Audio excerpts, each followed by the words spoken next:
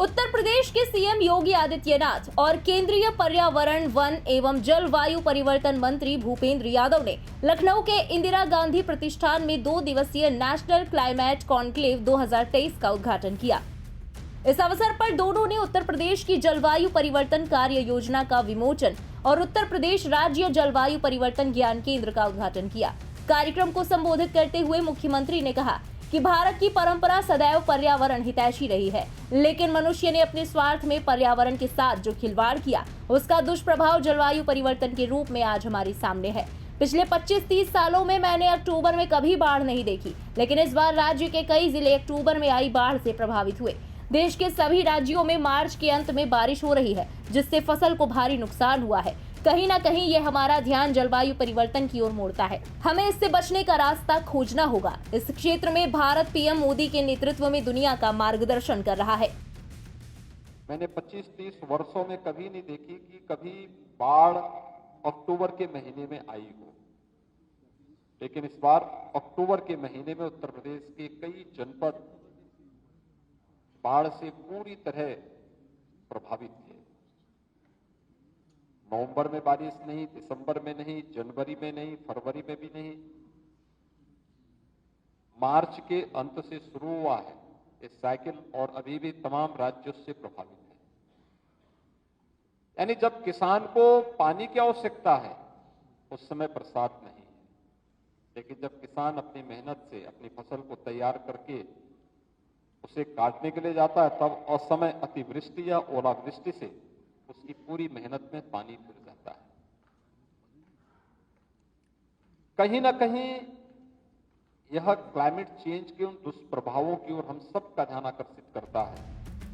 मुख्यमंत्री ने आगे कहा कि हमने इस समस्या से लड़ने के लिए कई कदम उठाए हैं। पिछले 6 सालों में प्रदेश में 135 करोड़ पौधे रोपित किए गए।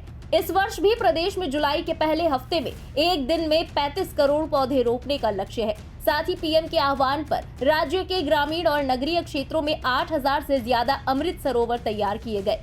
राज्य सरकार ने 100 वर्ष से पुराने विरासत वृक्षों को चिन्हित करने का काम भी साल 2019 में शुरू किया है।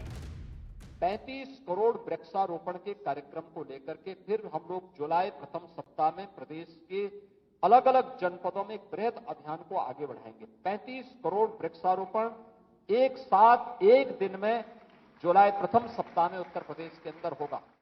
मुझे प्रसन्नता है कि उत्तर प्रदेश में अमृत सरोवर,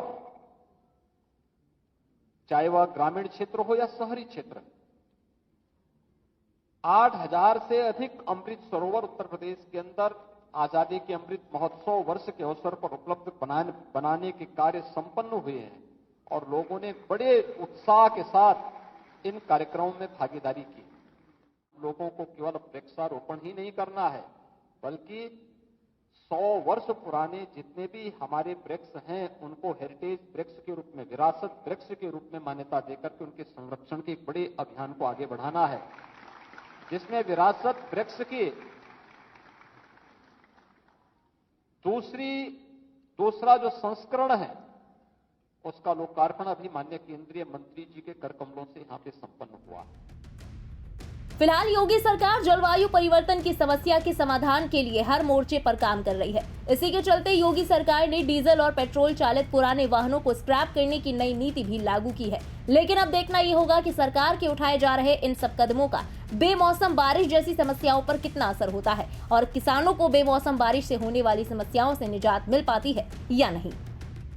फिलहाल इस खबर के बारे में आपका क्या कहना है, कमेंट सेक्शन में लिखकर अपनी राय जरूर बताएं। देश और दुनिया की बाकी खबरों के लिए सब्सक्राइब करें इंडिया पब्लिक खबर के YouTube चैनल को और बेल आइकन दबाना बिल्कुल न भूलें।